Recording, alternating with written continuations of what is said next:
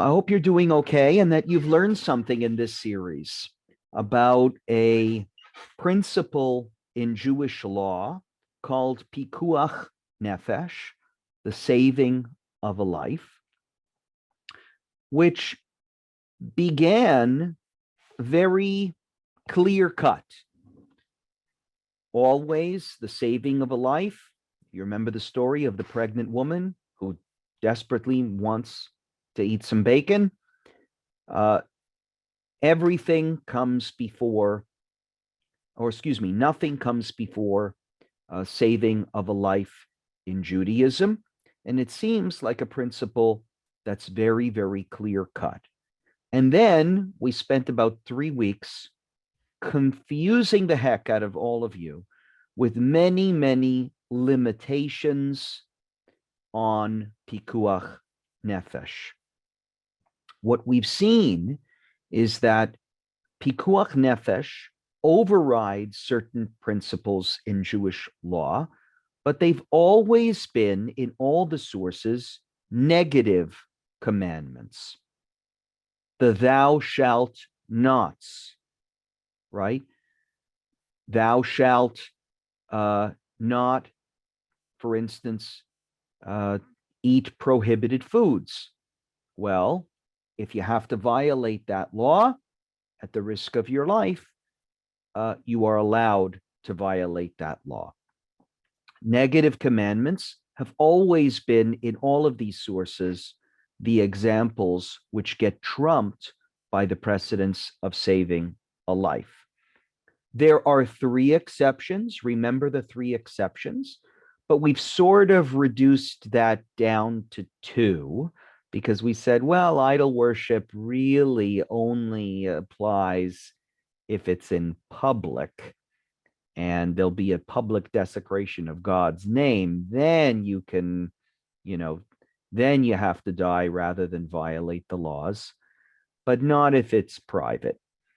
So maybe 2, depends on the circumstance, depends on whether there are decrees against Jews. What is motivating the decree? Is it religious persecution or is it something else that, like enjoyment, that is motivating the decree against the observance of Jewish law?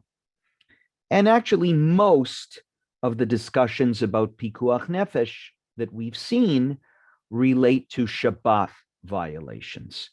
Almost always in that section in Tractate Sanhedrin that we learned, it's about Pikuach Nefesh overriding all of the prohibitions on Shabbat. Which leads to the question that we're going to try and address today in the last class, which is whether the Talmud has anything to say about Pikuach Nefesh overriding or not overriding certain positive mitzvot.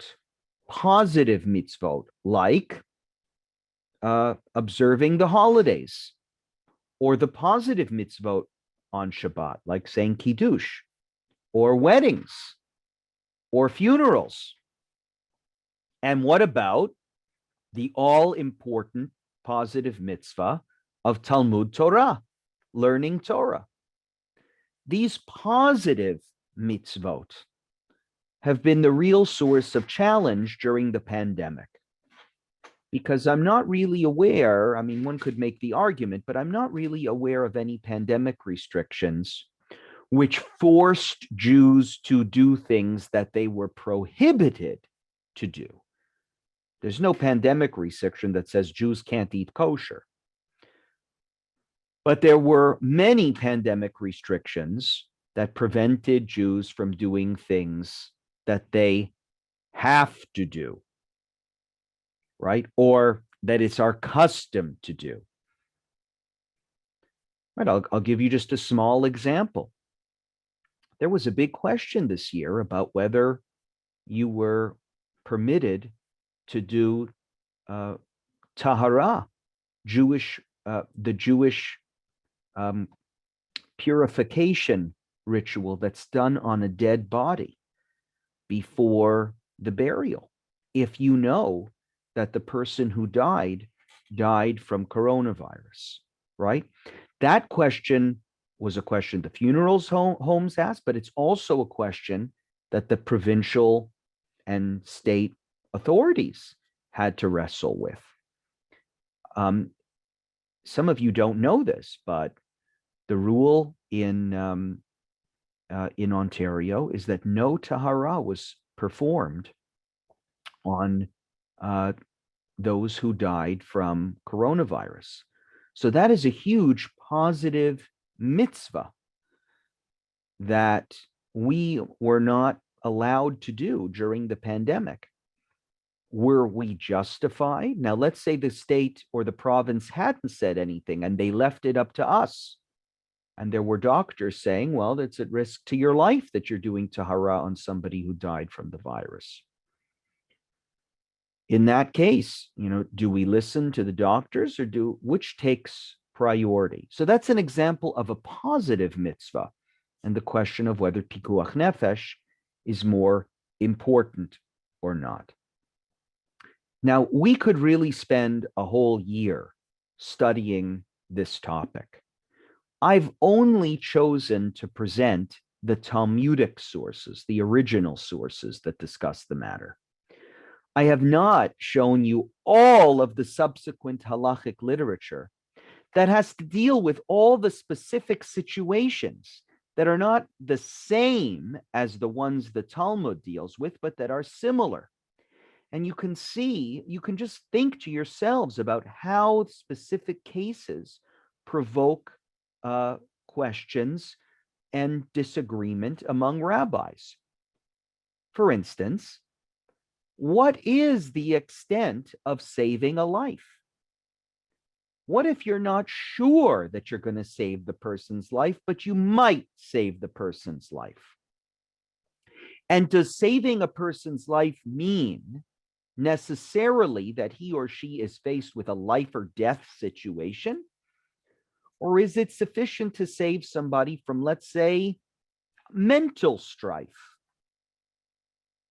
or loss of a limb, right? What extent, how lenient are we with what we consider to be saving a life?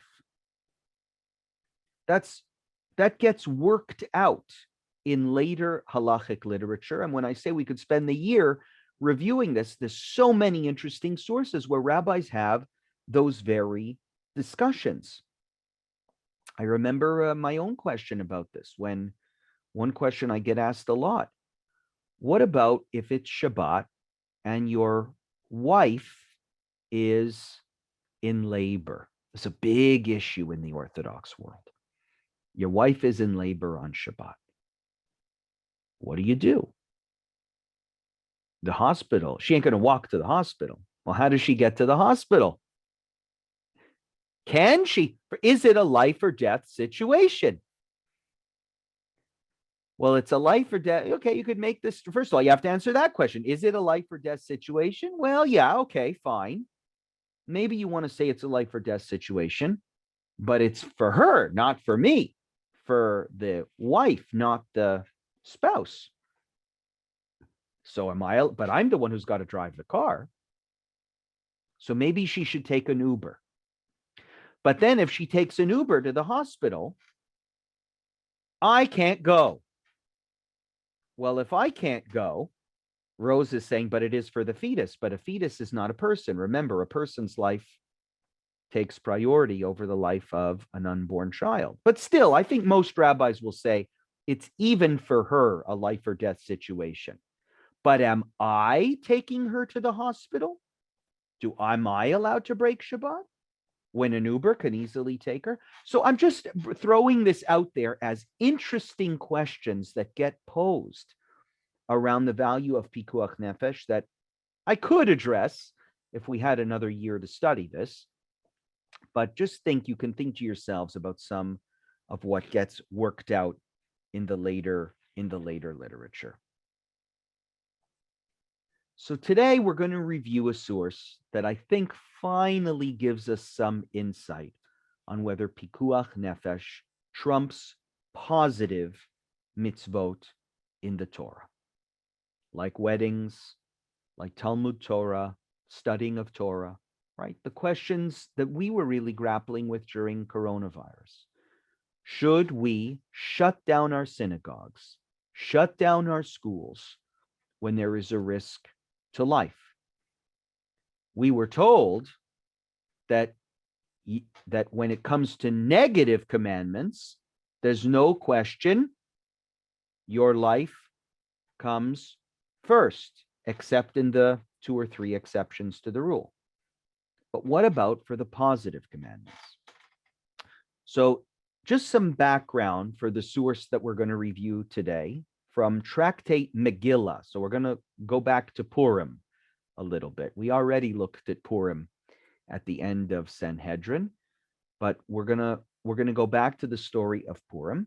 And the bit of background that I want to share is that this is a discussion that I'm not going to show you, but that begins with a very interesting dialogue between Midat Hadin. Midat Hadin is the attribute of justice. So this imaginary mythical creature that's challenging God on to be just. So what does the attribute of justice demand to know from God? His question is, what makes Israel different than all the other nations of the world? This is an interesting discussion in the Talmud. God chose the Jewish people, so the attribute of justice is interested in fairness. Weren't all created equal? What's so special about the Jews? In one text, the obvious answer, well, the Jews occupy themselves with the study of Torah. But then the attribute of justice speaks to God and says, but come on, they may occupy themselves with the study of Torah, but they sin just like everybody else. So what do you care about what they occupy? Don't you care about the fact that they are sinning as much as everybody else? And actually, God has nothing to say. It goes on, it's sort of unanswered. It's an interesting discussion, but that's the background. And we're going to look now at the text. I'll place it before you. It's already in the handouts. I think all of you were in class last week. So it's the 5th text in the handouts that were already that I already put a link to in the chat box last week. But if you'd like, I'll put it again. Here, let me just do that now. For those who like to have a printed copy.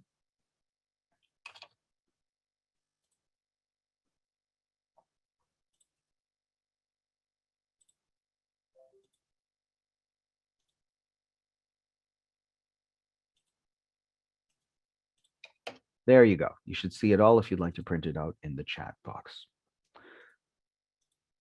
Okay, now I need somebody to read who really doesn't mind being interrupted every 3 seconds. So Naomi, can I pick on you? You're a good reader. You don't mind? I'm going to interrupt you a lot. Sure. Okay, good. So you have the background. It's a discussion between the attribute of justice and God that leads to a very unusual saying that is attributed to Rav Yosef that we're going to get to at the end. Okay, Naomi, let's begin. The Gemara returns to its explanation of the Megillah. The verse states, the Jews had light and gladness and joy and honor. Does anyone know that verse? La Yehudim Haita Ora V'Simcha V'Sason Vikar. It is a beloved verse because it gives all these different metaphors for joy. And it is so beloved that we actually recite that verse every week at Havdalah.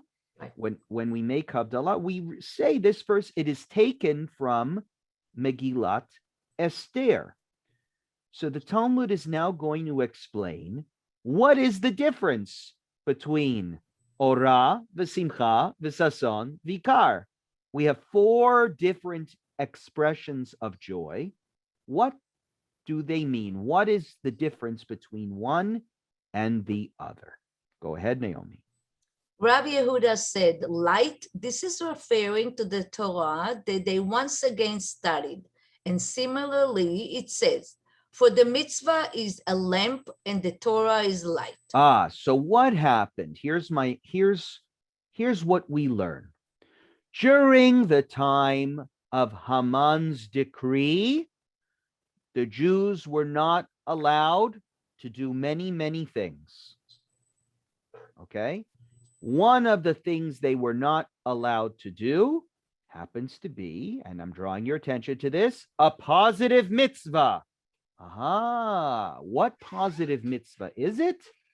Talmud Torah. The Torah in the verse, this is also another famous verse in the book of Proverbs, Kiner mitzvah v'torah or. A candle is a mitzvah and the Torah is a light.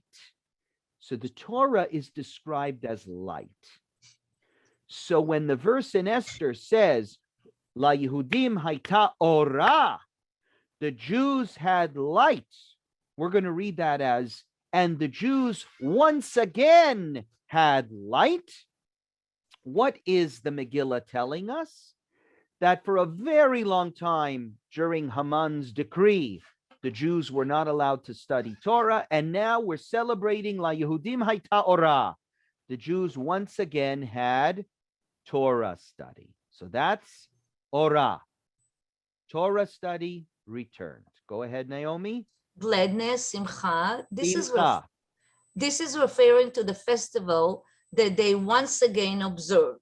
And similarly, it says, and you shall be glad v'samachta on your festival. Very good. Now, folks, we have another positive commandment. What is the positive commandment? V'samachta bechagecha. Some of you know that song from Sukkot. We say, V'samachta bechagecha v'hayita ach sameach. Simcha is connected to the festivals. And during the time of Haman's decree against the Jews, there were no more festivals. The Jews did not observe festivals anymore.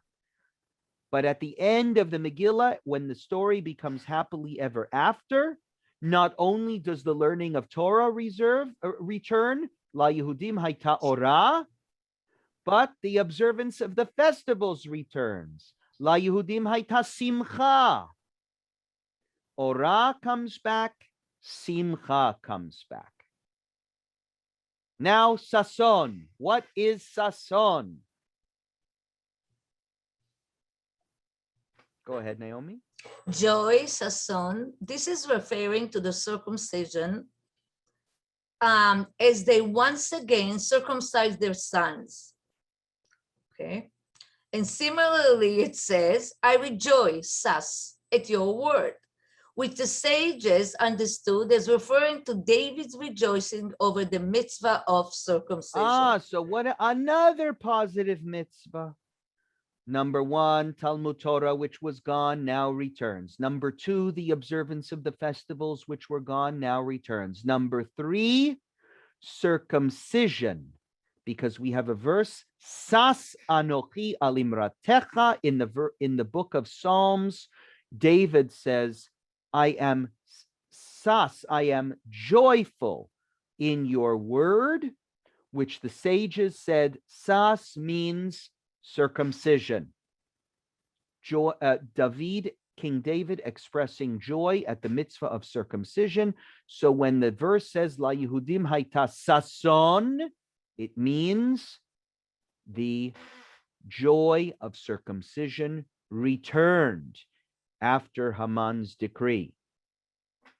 Torah, learning, festivals, circumcision. The last one, vikar. What is ikar? Yikar. Go ahead, Naomi. Oh, I have to let you unmute. honor. This is referring to their phylacteries. Phylacteries. What's phylacteries? The tefillin. You got it. Tefillin returns another positive commandment. They shall be a sign between your eyes. That is a positive commandment to wear tefillin, which once again returned. Go ahead, keep going, Naomi. Which they once again done. And similarly, it says, and all the peoples of the earth will see that you are called by the name of the Lord, and they will be afraid of you. And he was taught in the Braita, Rabbi Elazar the Great said. This is referring to the, how do you pronounce it? Phylacteries. Phylacteries worn on the head. So why does Yikar mean phylacteries? Why?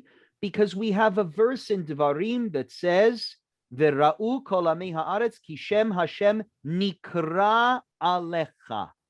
Nikra alecha. Nikra sounds a lot like vikar. Nikra, ikar. You will be called.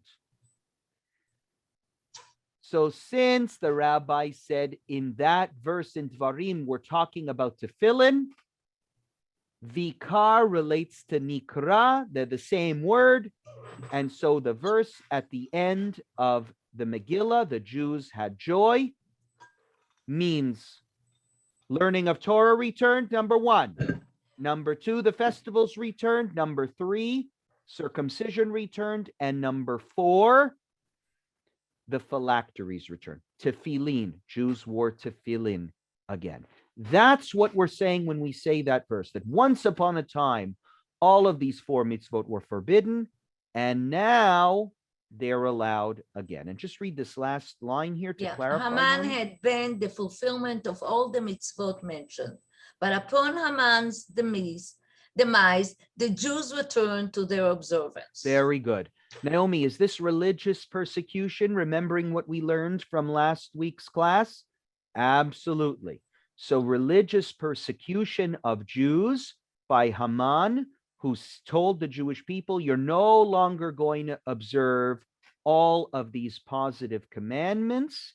And the Jews, it seems like they did not, right? If you had to analyze this verse, you'd say, well, it looks like the Jews listened to Haman's decree, because only at the end of the story do they start observing these positive commandments again. So if I just had this text, it would seem to me, I mean, I'm putting this out there before you. This is my contention, but my contention is based on what we just learned. It would seem to me that the value of saving your life is more important than a positive mitzvah, than doing a positive mitzvah, just like we learned with almost all of the negative mitzvot. Saving your life comes first, except there are 3 dots here, ... The Gemara is not done. There's more to learn. Maybe what we're going to learn next might contradict what we learned last time. Linda, can I ask you to read? Linda, you sent me such a nice email, so I'm going to let you read this last section of the class. Go ahead. The verse states. The verse states, quote, "For Mordecai the Jew was second to the king Hashveros, and great among the Jews, and accepted by the majority of his brethren." Anyone know that verse? Another beautiful verse right at the end of the Megillah. Ki Mordechai ha-Yehudi mishne lamelech Achashverosh vegadol ha-Yehudim veratzui lerov echav doresh tov. You know, does sound familiar? So this coming Purim, everybody's going to be an expert in the last chapters of the Megillah, because these verses are beautiful verses that are known to every Jew, and now you know them too. the verse that says Ora v'simcha b'sason vikar, that we recite every week at Havdalah, and now the verse that celebrates Mordecai's ascension, right? Mordecai, who was the hero, the male hero at least, of the Megillah, and he becomes second to the king and accepted lerov echav, by the majority, rov, of his brothers. The Gemara comments. Go ahead, Linda. The Gemara comments, the verse indicates that Mordecai was accepted only, quote, by the majority of his brethren, unquote, but not by all his brethren. Right. Why does it say lerov? It's a weird it's a weird kind of formulation, right? And Mordecai was accepted lerov echav, most of the people. But why most? He's one of the biggest heroes of, imagine, the great leaders of Judaism and saying, well, some people liked them. This is Mordecai. He's a big hero. So why most and not by all? Go ahead, Linda. This teaches that some members of the Sanhedrin parted from him because he occupied himself with community needs and was therefore compelled to neglect his Torah study. They felt that this was a mistake and that he should have remained active on the Sanhedrin. Oh, now this is wild. We just learned, come on, saving a life. The Jews all stopped observing the positive commandments in order to save their lives, right? It's great. Then they got it back and there was joy and gladness. It all returned. Everything is happy, except one thing. We noticed that all this occupying themselves in the affairs of the state, which is what Mordecai was doing. Remember, Mordecai was a little too close to King Achashverosh, so much so that he became second to King Achashverosh. It's too much politics. And what happens when you're involved in too much politics? You don't have time to do the things that really matter, like Torah study. So the Sanhedrin did not like, or some members of the Sanhedrin did not like Mordecai occupying himself in the affairs of government. Change the word Mordecai, folks, to the current Prime Minister of Israel, Naftali Bennett, okay? And I'm telling you that the ultra-Orthodox parties could just easily replace Naftali Bennett's name here. Naftali Bennett is an observant Jew. Wears a kippah everywhere. The picture that he posted on Twitter of the day when he became prime minister had tefillin and talit over that he was wearing. He is an observant Jew. But he has got to be the most hated observant Jew in the observant Jewish world, because he now is occupying himself with the affairs of government. And when you're in government, you have to make compromises. And when you're in government, you're busy making deals and dealing with worldly concerns. And you don't have time anymore to study Torah. This is why rabbis should stay rabbis. Don't go any higher than that. Don't be interested in getting involved in the power struggles of real life. The power and political struggles of real life are a distraction. They take you away from your real purpose. Now, suddenly, the Talmud turns on Talmud Torah. Talmud Torah is not all important like it seems to have been in the passage we just learned.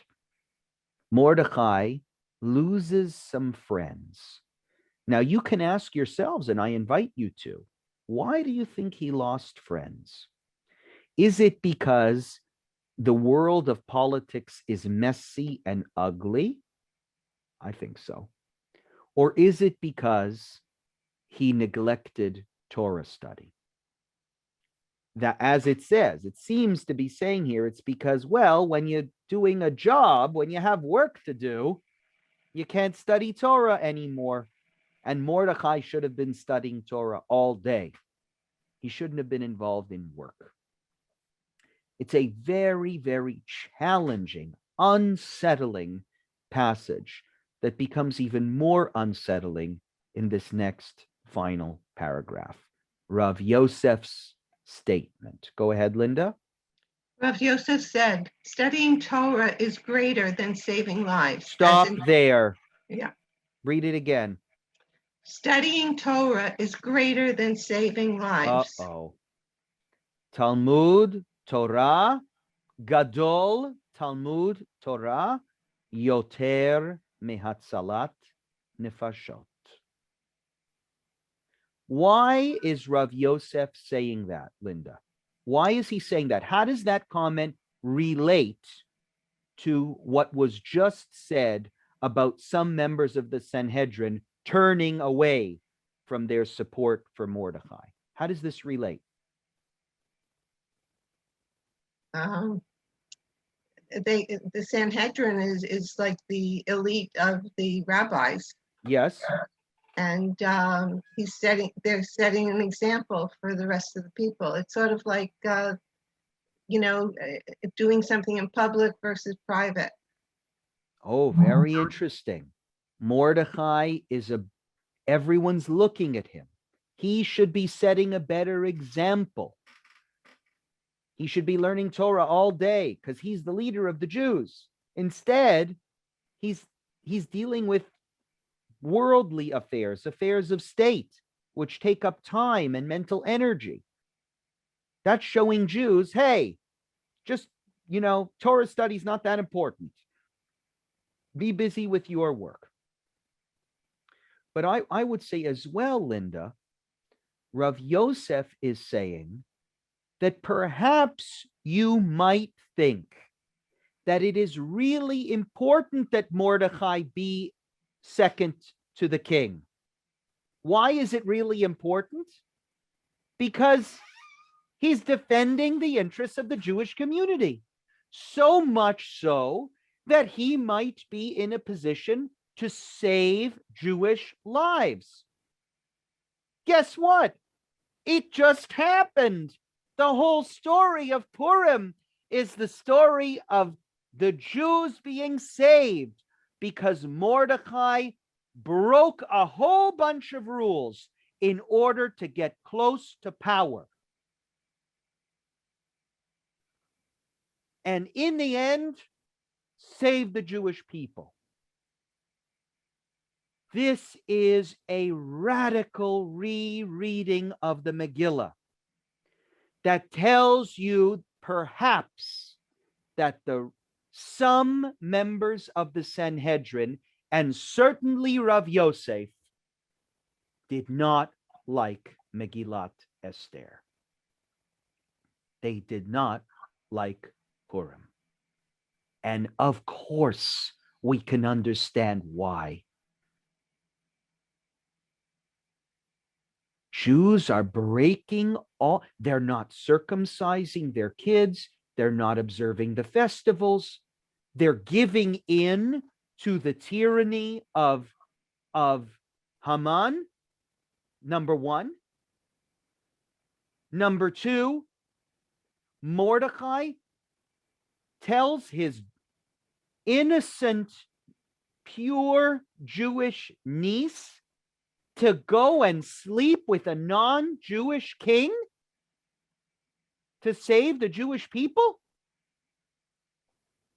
I mean, imagine we read the Megillah as a fairy tale, but if I was trying to read from the Megillah and extrapolate lessons, I might extrapolate the lesson that it is okay to violate all sorts of Jewish laws as long as I'm doing it for the collective interest.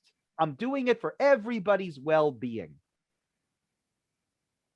And well-being defined as physical life, not spiritual life.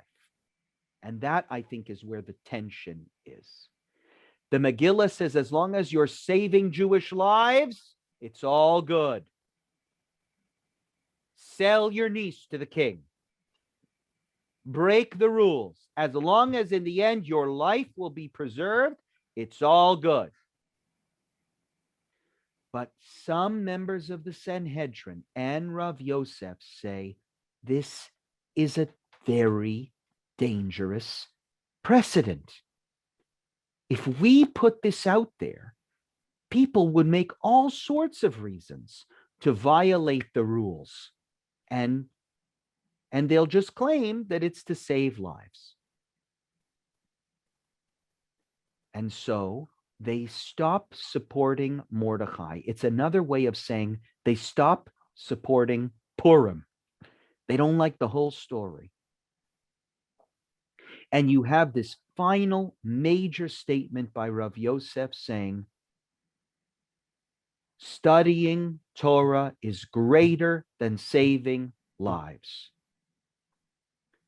What is the point of saving lives when they are spiritually dead? And what Mordechai did may have saved a lot of Jews, but it killed people spiritually. And that's worse. You may not avoid Torah study with the excuse that you're doing so to save a life. And Linda, look at the text. There's an interesting text that Rav Yosef brings.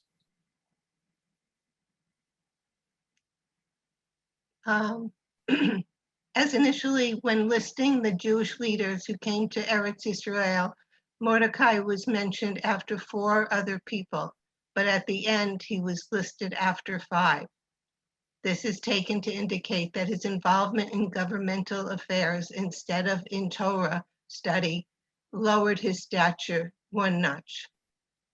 The Gemara proves this. At first, it is written in the book of Ezra. The book of Ezra says, here's the people who came to Babylonia after they were permitted to return. You'll forgive my mispronunciation That's of these okay. names. Who came with, go ahead, you can help me with this. Who came with Zerubbabel? Who came back? Yeshua, Nehemiah, Sariah, Reliah, Mordechai. He's number 5. But in the book of Nehemiah, later on, it says, who came with Zerubbabel? Yeshua, Nehemiah, Azariah, Ramiah, Nathmani, Mordechai. He moves to number 6. Now, I know originally it said 4 and 5. I can't figure that out. I have to look and see if there's any commentary here about why the Talmud says he moved from 4th to 5th place when it looks like he moved from 5th to 6th place. But it doesn't matter. The point is the same, right? We just read these verses and say, oh, these are the people that went back to, that left Babylonia and went to make Aliyah. But no. According to the Talmud, it's a ranking. These are the people who came back in order of importance. And Mordechai dropped. He ain't even that important anymore at the end of the story, because he was busy with government affairs, busy doing stupid things like saving lives and not focusing on Torah study. And if he had focused on Torah study, he would have maintained his position or maybe even improved it, gotten into 1st or 2nd or 3rd place. But isn't there a point where you say that dead people can praise God and study his Torah? Linda, yes, I mean, listen, I'm glad you're thinking that way, right? There is a real tension here within this story, I believe, between the importance of physical life and the importance of doing mitzvot, specifically positive mitzvot. as if Rabbi Yosef and those other members of the Sanhedrin are saying, Mordechai gets credit for one, but loses credit for the other. Both because, although it's not explicit, I would say, both because A, explicitly, he isn't engaged in Talmud Torah. He's busy doing government things. But also, what's not explicit, he's responsible for this whole story, which is a story that gave the Jewish people excuses not to observe the laws, also that they could save their lives. Now, if I had to make a decision, do I close my synagogue because of coronavirus? And I close my yeshiva because of coronavirus. And I cancel Seder because of coronavirus, etc., etc. And I wanted to say, we don't do any of those things. We keep it all open. I would grab this text from Masechet Megillah. I would read it to everybody. I would warn, this is what, when we start killing our spiritual lives just to save our physical lives, there is no benefit. We have the explicit words of Rav Yosef, who says, observing Talmud Torah is more important than your life. It doesn't use the word Pikuah Nefesh, it uses Hatzalat Nefashot, but it's the same concept. It is not an excuse. The positive mitzvot come first. Now, before I open this up to discussion, I want to explain to you why we learned all this stuff. And I don't have a very complicated, lengthy rationale to explain why we learned all these sources. It's a very simple rationale. And I sort of opened up with this point. When people say, first of all, let me make a general statement. When people say Judaism says this or Judaism teaches this, usually they're wrong. Usually it's Judaism teaches this, but it also teaches that. That's number one. And more specifically, when I heard certain rabbis say, there's over the course of the past 18 months, there's no value in Judaism more important than saving a life. As much as the most, liberal Jews would love to say that, there's no more, you see how Judaism can compromise and values life more than even its own mitzvot. As much as we would love to say that, it's not so simple.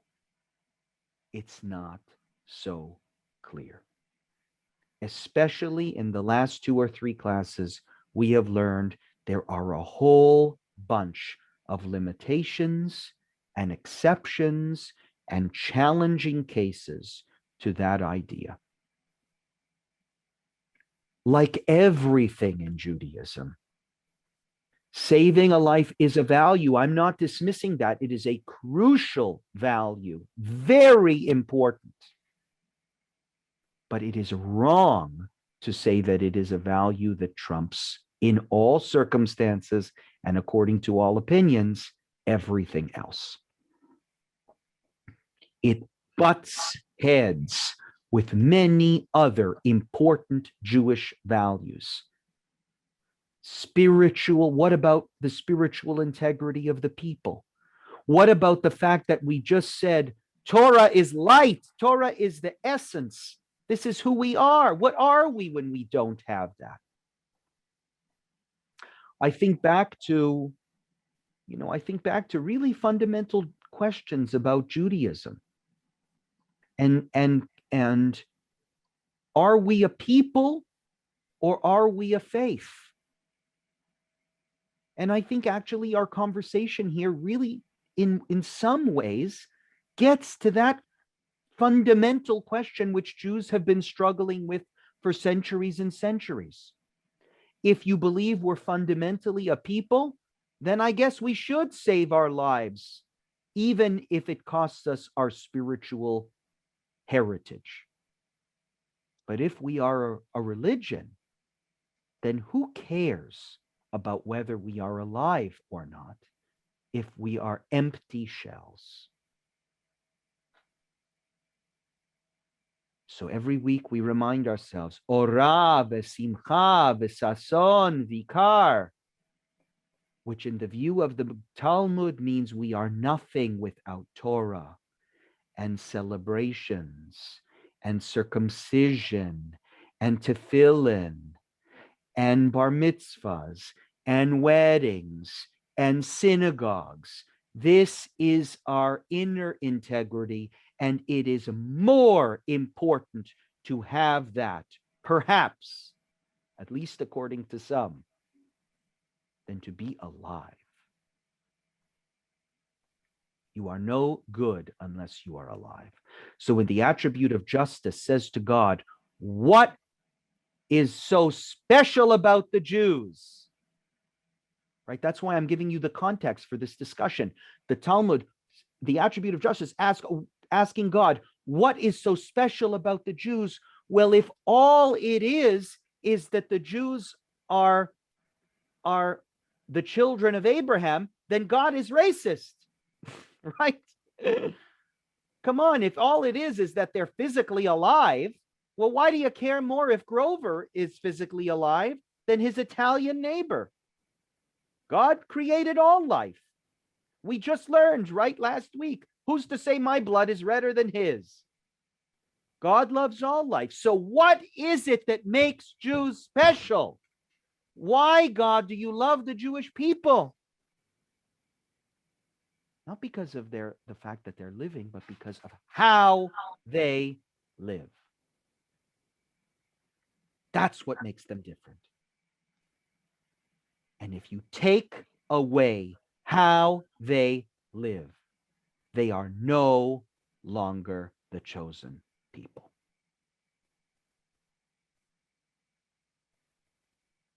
Says the attribute of justice. The story of Purim, at least according to the view of Rav Yosef, is God's response to the attribute of justice. Because this shows Ora v'simcha v'sason vikar. That's why the Jews are special, because they have light and gladness. They have mitzvot.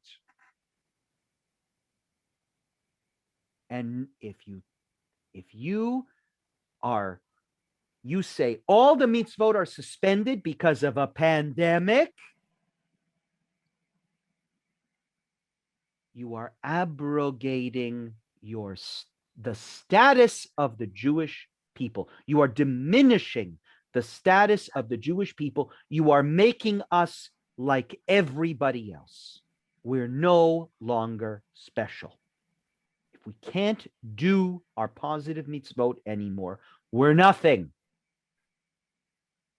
And so what's the point? We may as well be dead. I am not telling you that this is what my opinion is. I'm just telling you, Pikuah Nefesh ain't so simple.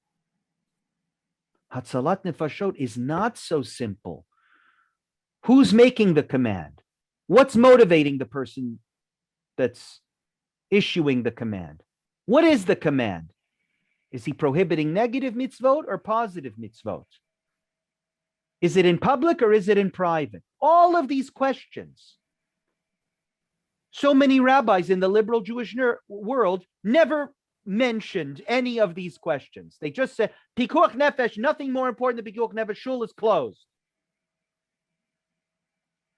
So you learned with me. We had 5 or 6 classes together, and I hope you're all smarter now. Don't believe when anybody tells you this is what Judaism teaches. Come on, you know better than that. The Talmud doesn't teach anything. The Talmud is disputes, fighting back and forth over values. And this is one of them.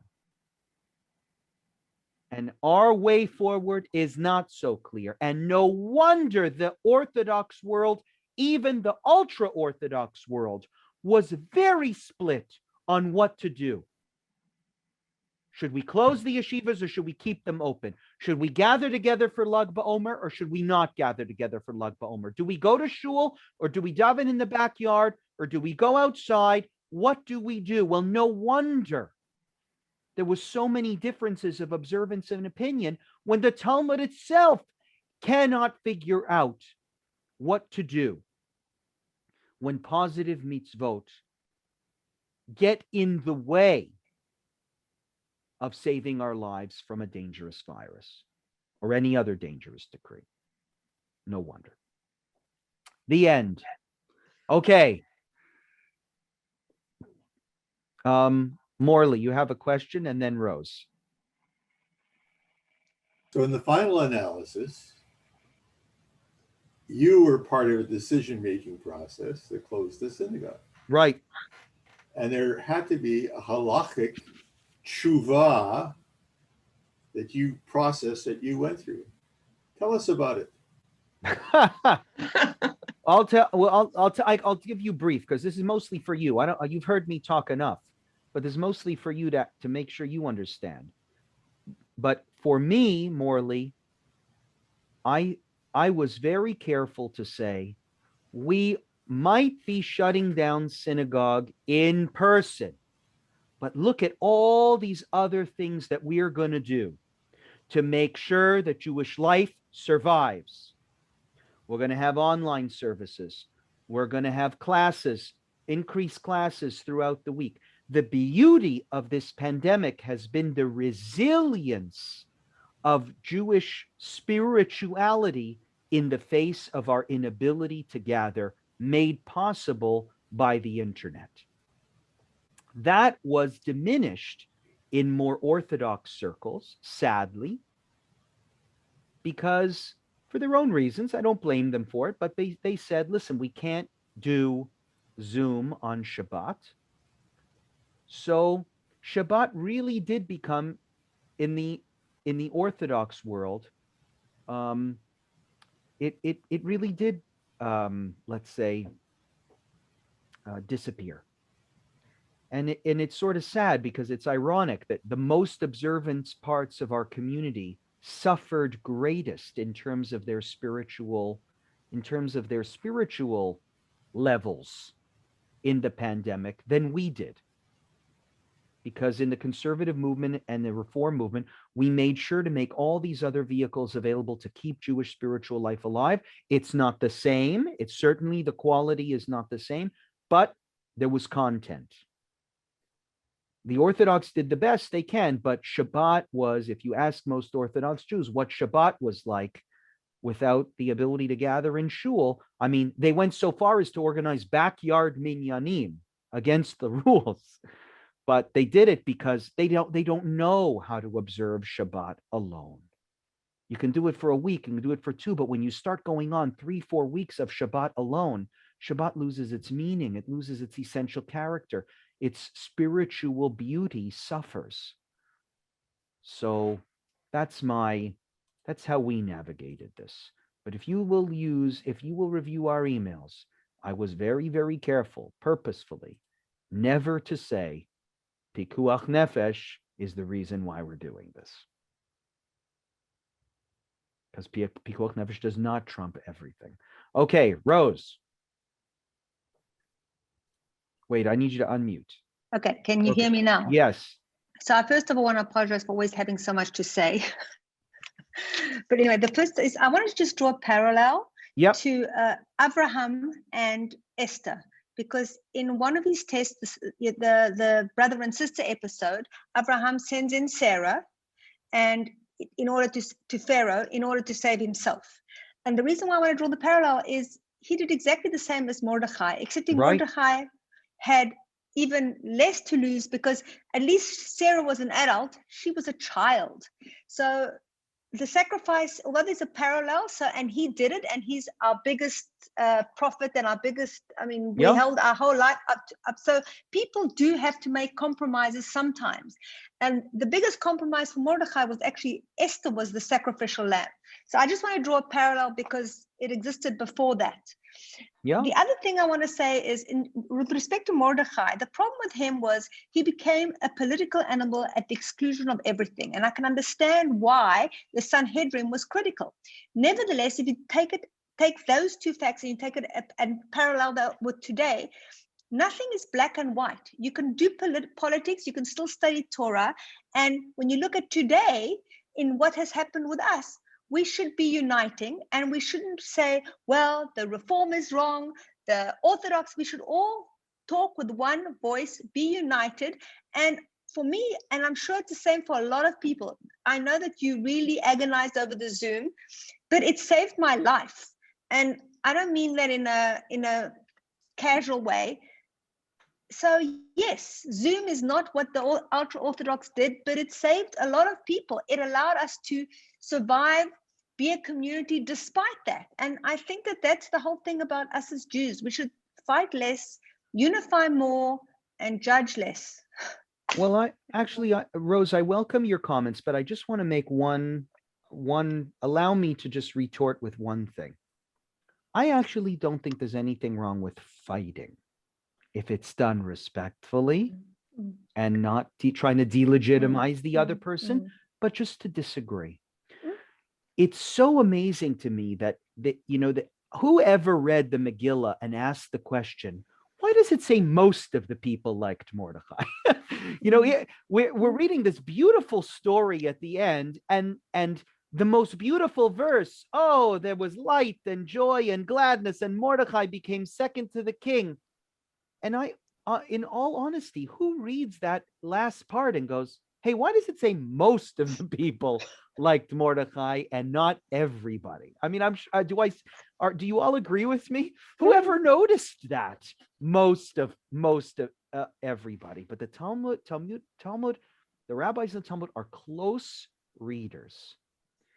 And they understand, I think, through that word most, Rose, that no, you're never going to get everybody who's going to agree with what one guy does. Everybody's looking at Mordechai. He's second to the king. He's the prime minister of the Jewish people. Give me a break. We're not. Look at Israel. How many elections now? We can't get a prime minister. We don't have anybody who even has most. There's not even anyone who can have Rov Echav. The fact that Mordechai got most people is amazing. He could be prime minister of Israel right now, which is a huge credit. Nobody in Israel can get to that level. We can only get to, the ability to form some crazy coalition. We don't need agreement. We just need respectful disagreement. And I think that's how this concludes at the end, is Mordechai had the support of most people, but others were critical of him. And that, to me, is so beautiful about Judaism, is that this isn't actually, that's not a tragedy. That's just the Talmud almost understands it. It makes sense. Some people liked that Mordechai was out there in the political world. He saved a lot of people, but there were some members of the Sanhedrin who felt that his political adventures were coming at the expense of what he could have done if he had devoted his time to learning Torah. And perhaps the dangerous message that his actions send, which is, if you're really important, you don't have to learn Torah as much. And that's a dangerous statement. So I do welcome your comments, but just with that note of exception, that there's something not, unity doesn't mean uniformity. I think some people have said that before. Are there anyone else would like to make some comments about the class or some questions? I'll just give everybody here the ability to unmute. Yeah, everyone does have the ability to mute if you have a question. Roz? Hi. Okay, so I going back to, I think it was the first class, when there was I have the copy here. There was a baraita that taught one heats water for an ill person on Shabbat. Yeah. So, and we wondered whether, what does this sound like? But I was reading some of the recommendations from the long-term care report on Ontario. Yeah. And one of the recommendations was that many people in long-term care didn't die of COVID. I think I'm trying to paraphrase. They didn't die of COVID, but they died of lack of a drink and a wash. And this passage is almost prescient, because had these people been given something to drink and had a bath, they might have survived. I love and so that I comment. think these guys are really prescient. I mean, look what they're intending. Is everyone listening? Oh, I love this. Excellent comment.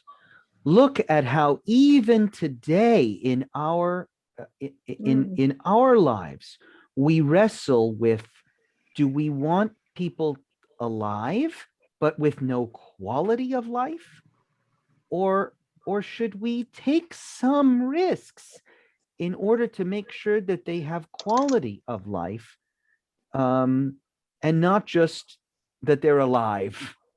But the problem with that, I mean, I think you're right. The problem with that was that there was scientifically, I mean, when you look at the literature and what's going on, there was complete neglect in those nursing homes. So we have to hold the nursing home owners, everybody culpable, not of the fact that they didn't want to touch the people. I mean, they were just neglectful. I mean, they were feeding people who were actually dead. Yes, they but I want to let's sit.